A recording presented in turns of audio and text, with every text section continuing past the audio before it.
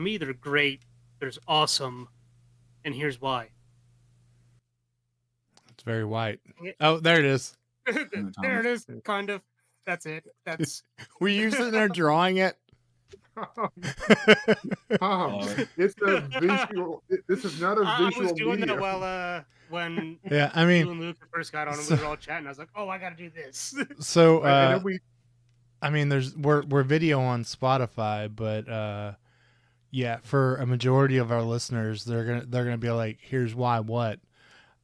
So we're gonna tell happening? you, he drew a Y on a piece of paper, and he was like, "Here's why."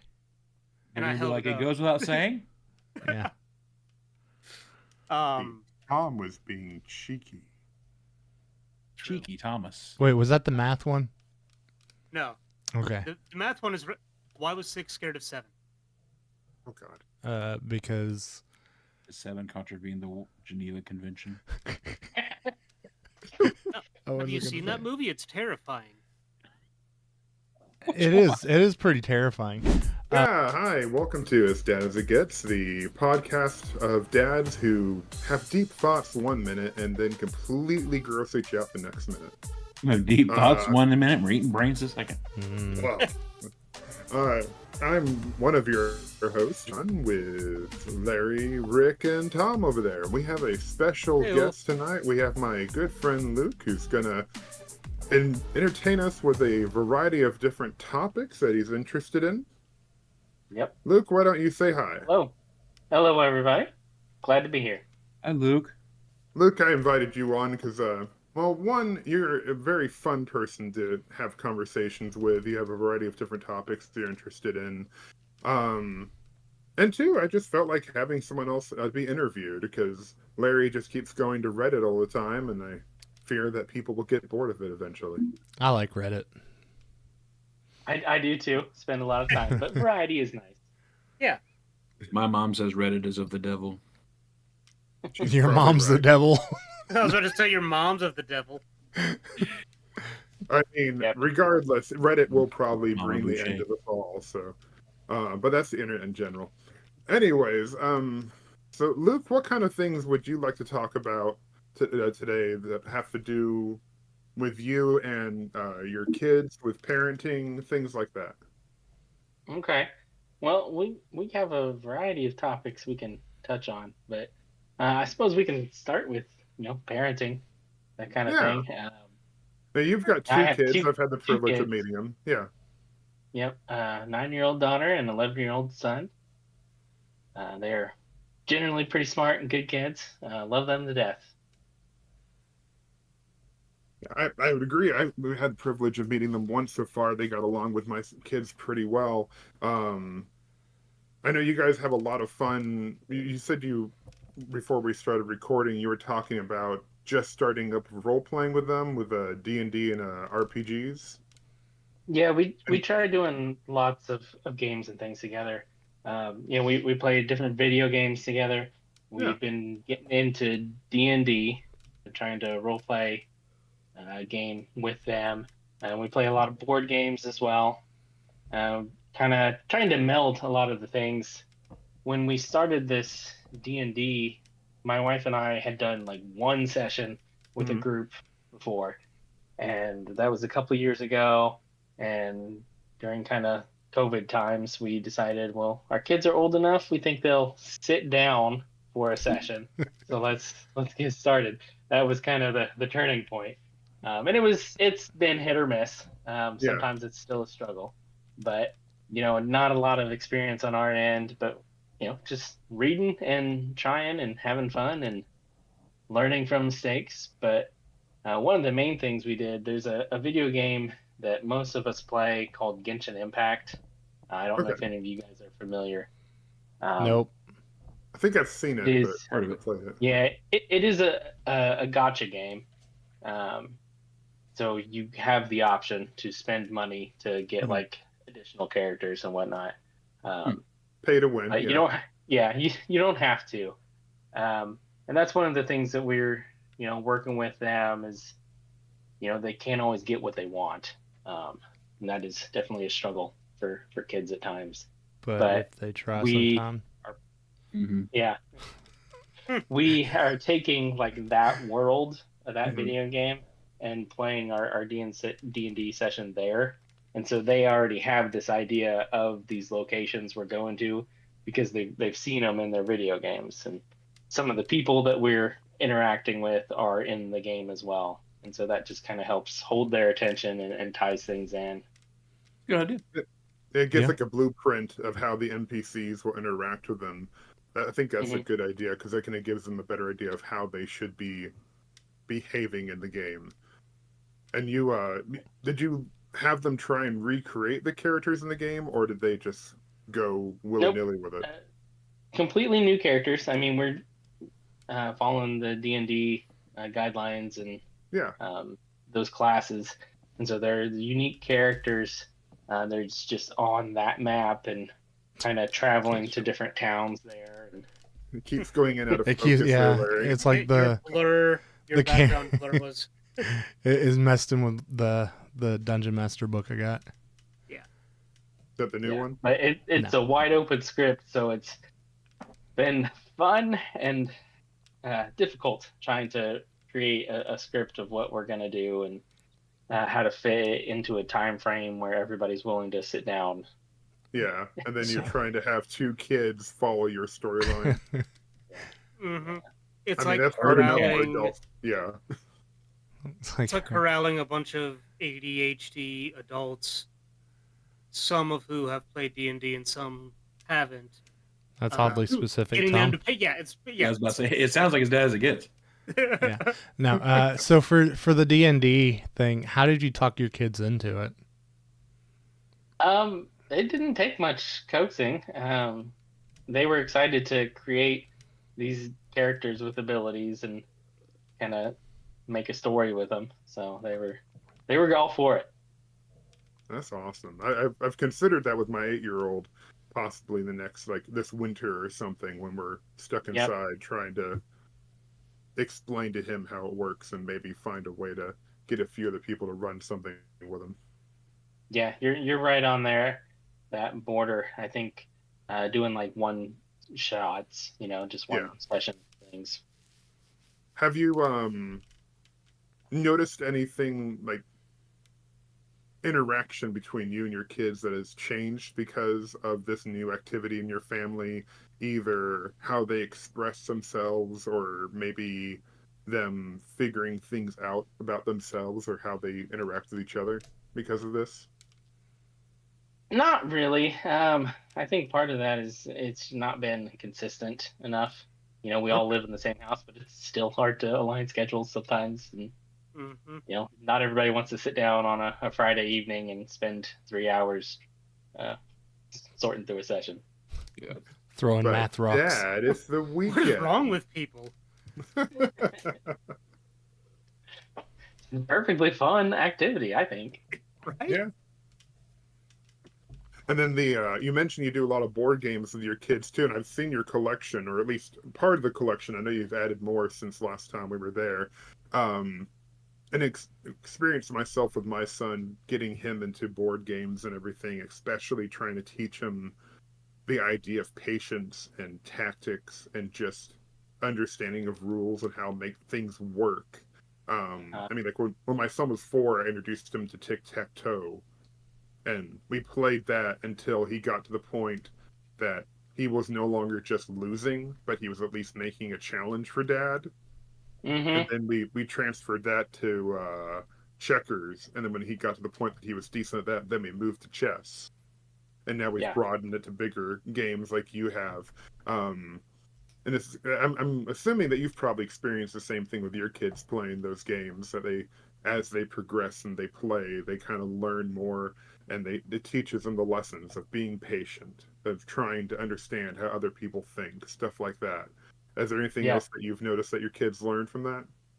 Yeah, there's definitely a learning curve, especially I feel on our end as parents, of what sort of games they're going to enjoy, and then games that they'll enjoy that you'll also enjoy, and Mhm. just trying to find that it's a struggle sometimes. My wife has always been a board game fan. I was Mhm. not a big one. Um, I have slowly started finding some games that fit my preferences, and so I've gotten more into it, and trying to support her interests. And she gets excited. Like, we went to Gen Con, and there's a bunch of really pretty and kind of complex games that she wants to get, and we've bought a couple of those. And what ends up happening is that we might play them once, and then they sit on the shelf because the setup time takes a while, and then we have to go over the rules again with everybody. And the kids aren't going to grasp some of these more complex games, and we don't have a whole lot of adult friends who are into the gaming that would want to come over and spend 5 hours playing a board game. And so you have to tailor that. And it's like, yeah, these games would be fun, but they're not ones we're going to be able to play repeatedly. And some of the games are more geared towards the kids, but they're not very complex. They don't have a repeatability to them. And so finding those games that hit all those check marks is a struggle.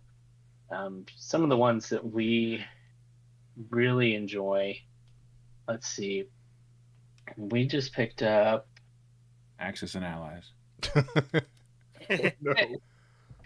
Gnome Hollow wasn't too bad. Little Alchemist was a game we just got at Gen Con. I've played that app. They said it was supposed to be like a more simple version of another game called Alchemist, which that selling point seems like it might be too simple, but it's a full-fledged game with a lot of complexity. And I can't imagine the Alchemist board game being more complex, because there's a lot to this one already. But it is one that all of us enjoy. With board games and your kids, do you ever struggle with like just teaching them how to lose? Because my daughter doesn't handle losing board games very well. That is definitely something that the kids have to learn when they play. Yeah. Yeah. My son is a little more. He takes after his mother in that regard. She likes to win, and my daughter is a bit more laid back like me, and so we can enjoy a game even if we're not top of the list. Yeah. I think my biggest struggle is like we do board games with my daughter. She's 4, but it's like at some point I'm gonna have to teach her that losing's a thing, which because now whenever she's not winning, she's not having a good time. And she's not good at most things, so unless I'm letting her win, she's gonna lose. Yeah, you suck, by the way. Yeah. Listen, every once in a while, you just have to, completely crush them and let them know it. That's what we do with Remy. Yeah, we'll be playing like we're playing like Candyland or something simple 4-year-old games. Yeah. And sometimes like he'll get way behind, and I'll reorganize the deck while he's farting around with his cup or something. So he moves up, and other times we will just destroy him. Like not even goes like he gets sent back to the first candy 2 or 3 times in a row, and we both win. That might not be parenting. Teaching a child how to lose. He loses pretty gracefully now. He does it all the time, so he's pretty good at it. So and also they get a little too big for their britches. Yeah, and they're like, "You lost, loser," and like, all right, now all right, son. Safety's off. Yeah. My son's mom never wanted to play any games with me, whether it was chess or a board game or a video game, because I won't let her win. Like, I'm not going to take it easy because I like you or whatever. And I told her I'm going to treat our son the same way. Like, he's going to have to learn how to win. Like, I won't go 100% all out every time I play against him or do something like that. But I'm going to win if I can win. Get good, scrub. Right. One of the things I found that I really enjoyed when I was playing with my son, like with Connect 4, when I was first teaching him the whole concept of like a game where you take turns and tactics, is he was really bad at the beginning, right? And it just wasn't fun to just brush him over and over. That gets boring really fast. So what I started doing was trying to find ways to bring the game to a draw. And that was really hard when he was bad. Yeah. Because if you like, he's got one here and one here and one there, and I could just put 4 here and be done. No, we're going to put 1 here. And then he started to get better, right? And he's actually started like competing with me and everything, and I was still doing it though. And it became more challenging for me because now I'm like, crap, if I'm not careful, he actually will win this if I don't pay attention to what he's doing. But I'm also still trying to do this. And now he's dang good at it, right?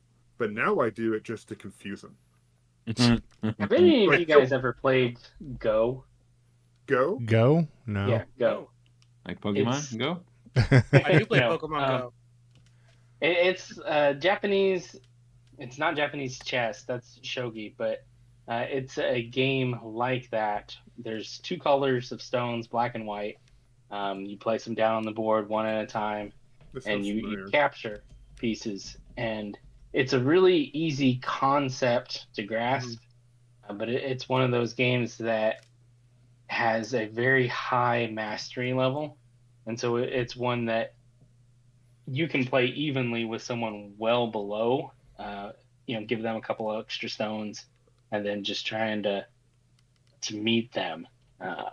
It's a really good strategy game, and it's definitely got some complexity. It's not as common here in the U.S., but it's one that I've played a couple times with my daughter, and she enjoys because she can beat me sometimes just because I give her a handicap and it evens it out. I like that idea really well. Yeah, I like that challenges her to get better, but it challenges you to get better. Because you're like intentionally tying your hand behind your back. Right. That's cool. I like that. Setting the game to hard mode. Yeah. There you go. I have seen this game, but I didn't know what it was called. Okay. It sounds familiar. Yeah. Yeah, it's one that shows up a lot in different medias, but it's not one that's often a focus. There's a really great anime if you guys are into it. Anime is called Hikaru no Go that does a good job explaining the game, and it's a pretty good show. In addition to that, I just love the fact that there's an anime completely dedicated around the idea of explaining a game. Yeah. I mean, that's very Japanese. It is very Japanese. It's just very anime. It's just like, well, what are we going to make a cartoon about today? I don't know. How about we explain? Can someone do that for cricket then, please? Can they do it for probably. U.S. taxes? Yeah. I want an anime on how to file my taxes, please. I propose an anime style how it's made. So there's a guy on TikTok that just talks about Oreos. He's like Japanese or something. I've seen that. Yeah. I was watching the video and I was like laying in bed. My wife was brushing her teeth and all she hears is just she's like, "The hell are you watching?"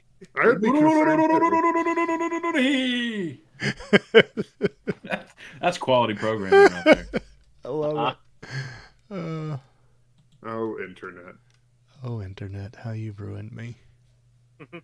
My humor's Yeah, just weird that's now. Definitely been a topic. I don't know how old, or if everybody has kids, but that's something that has been coming up on my wife and I's mind. Is how to educate navigating the internet with our kids as they get older. Because they're so getting much worse there. than when we had the internet. No. Yes and no. Because we had like unfettered access to the internet. There was no we didn't blockage. know what we were doing. We had no idea what we were doing. Yeah, we didn't but know how to get in trouble yet. There wasn't as much stuff. No, there was. And then someone told us about rules. Was I just that bad at the internet? I think you were. Probably. Like early internet, you could learn anything, and there was like no safeguards for anything. Like there was, if it happened, there was there. Like I remember being 10 years old and watching people get beheaded. Oh yeah. Unfortunately. Yeah, those Yeah, videos are a little bit harder to find now.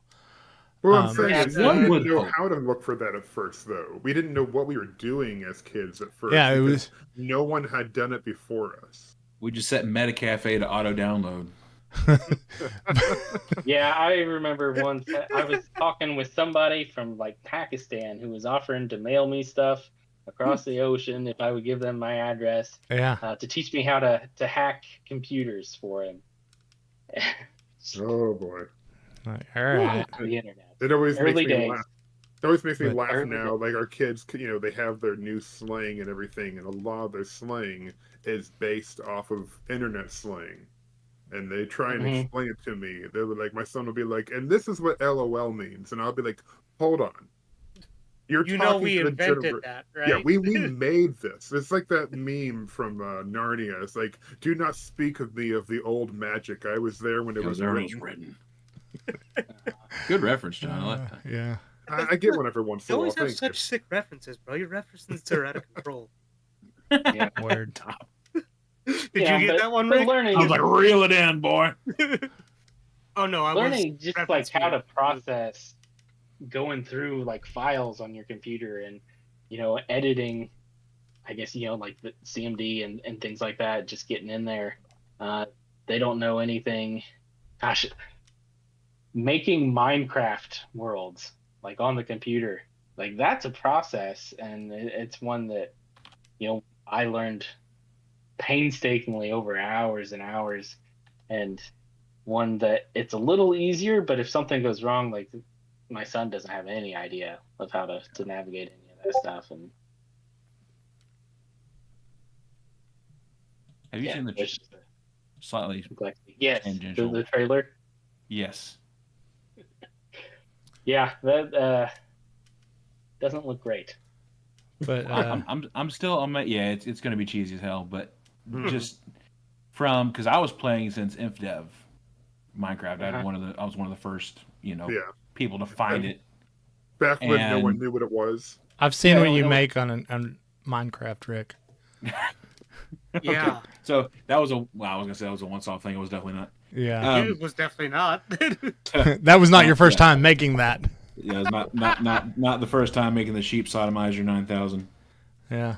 But yeah, no. So yeah, when it was when I first started playing, it was if you put a water block down because you had water blocks, it would flood the whole world because of Mhm.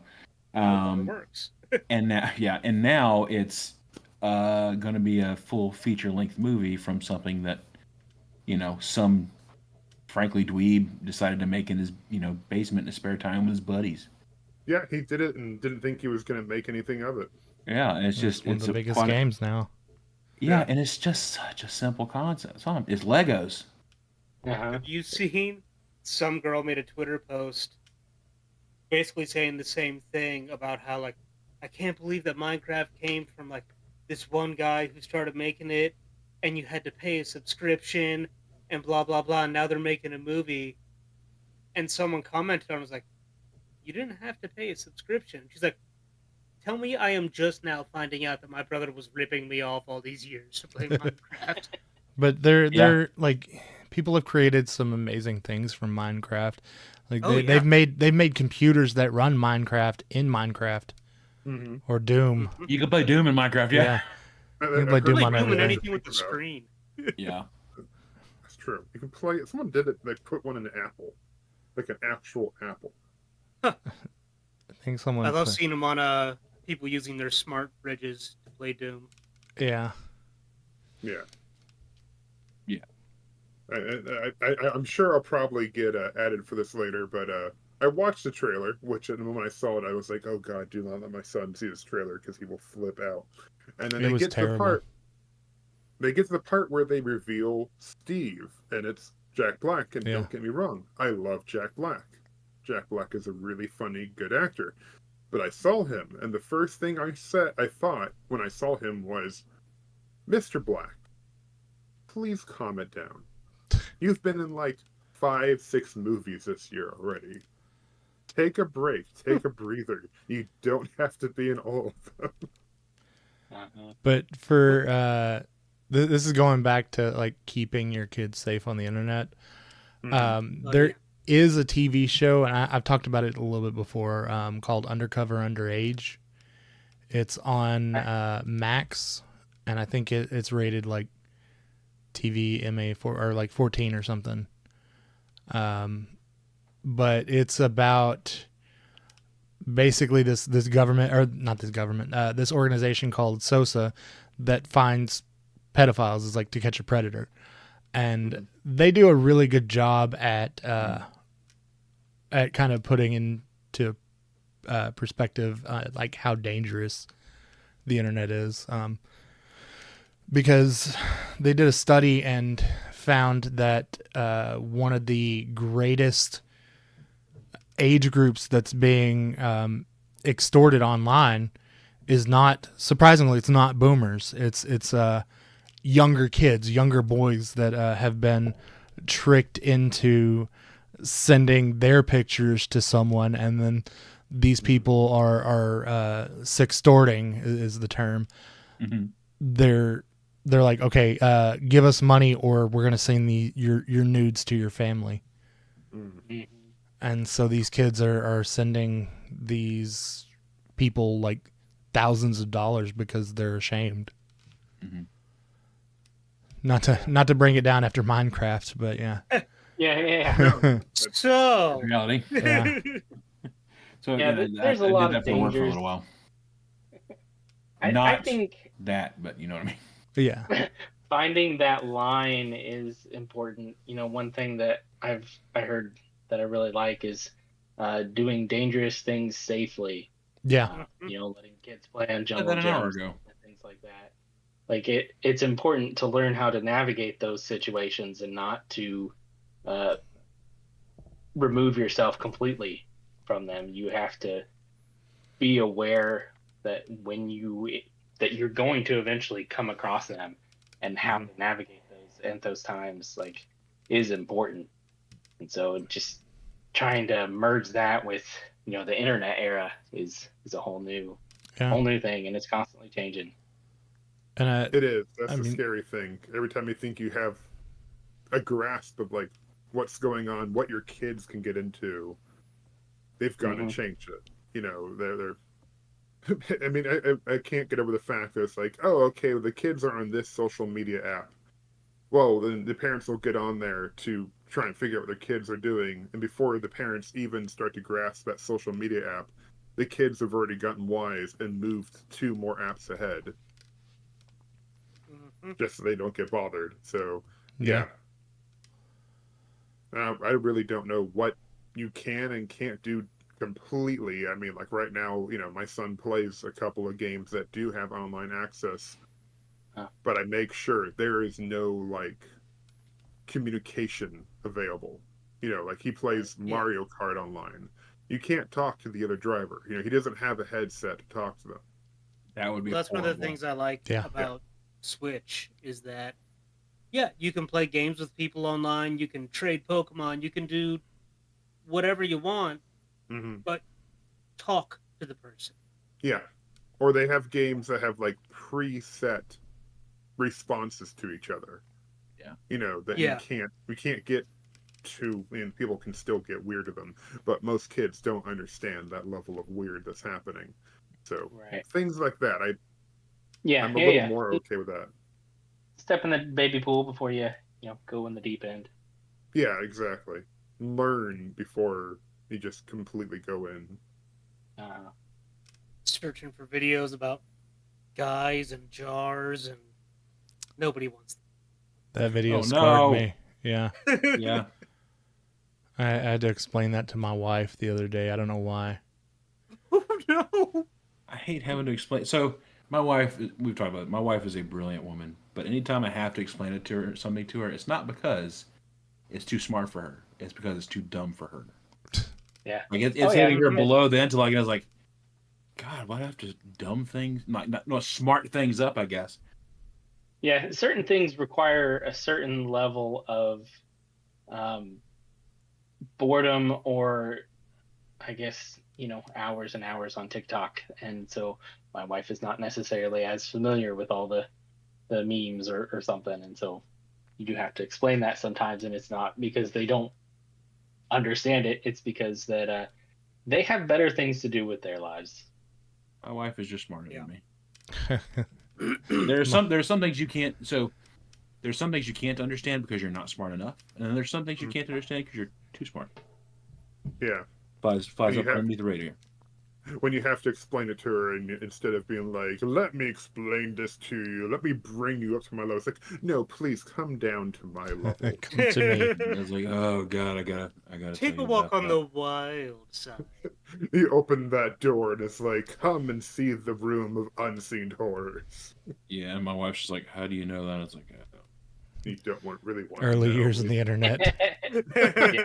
Do we have to have this conversation? Please say no.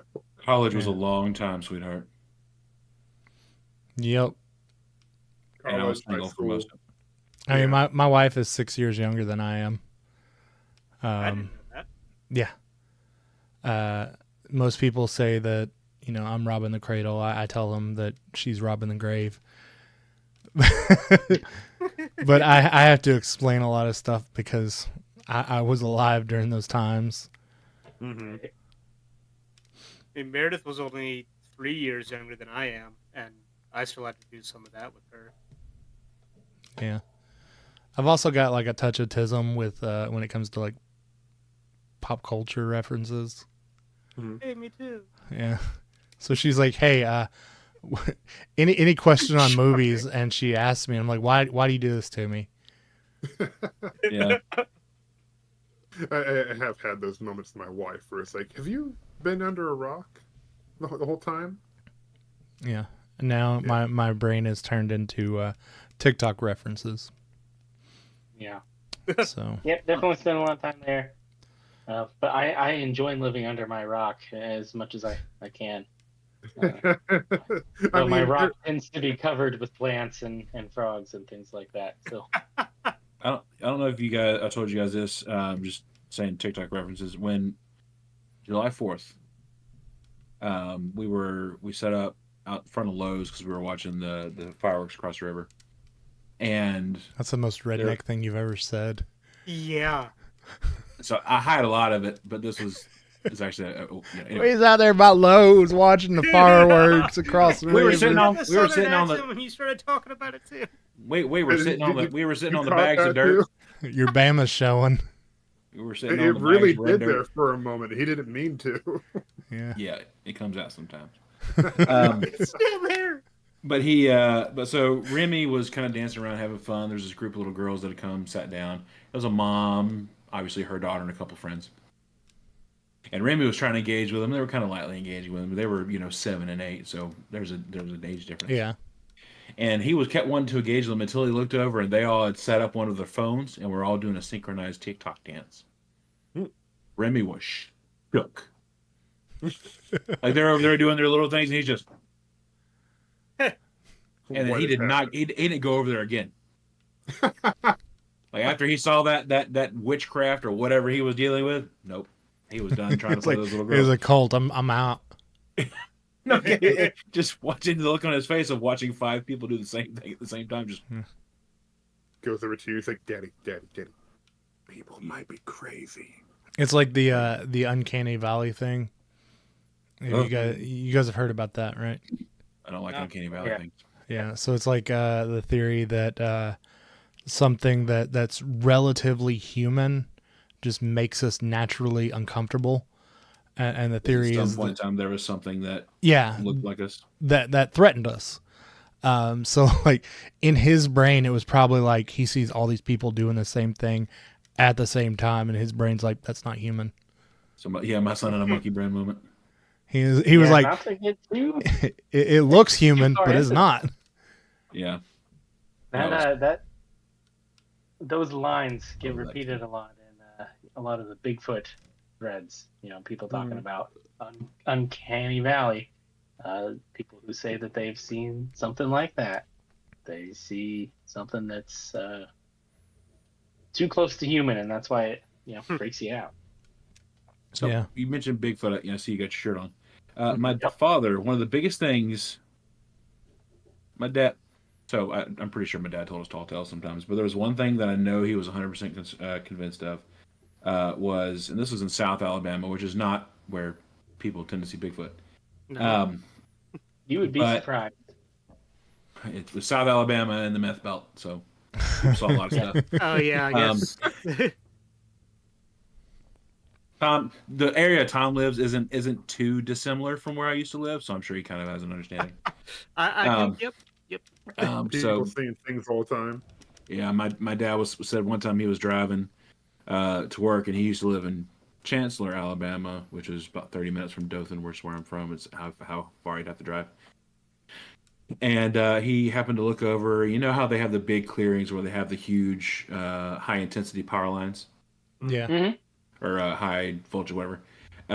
He looked over there and he swears he saw this 7 or 8 foot hairy thing walking across that clearing. And every time we passed that dang clearing, because we had to drive out that way to my grandparents' house, we have to pass it every time. That's where I saw that thing.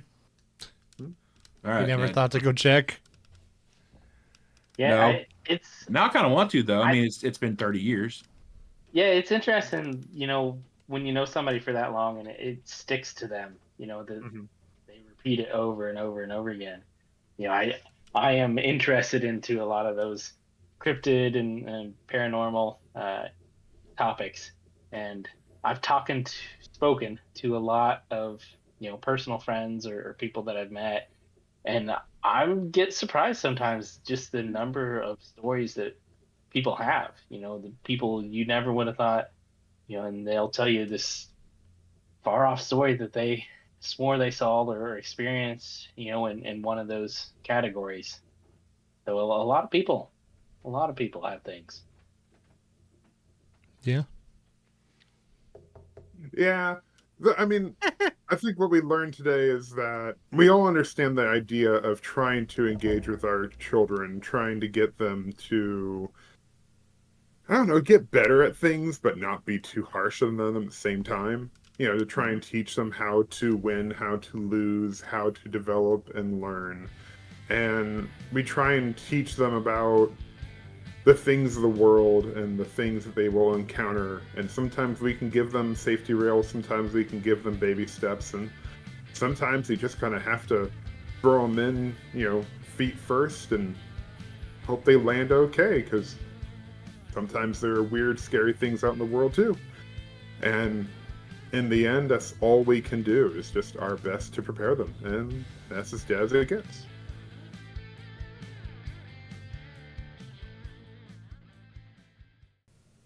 That was good. Duck, duck, duck, duck. Where's the duck? Where's the duck? Hurry. Where's the duck?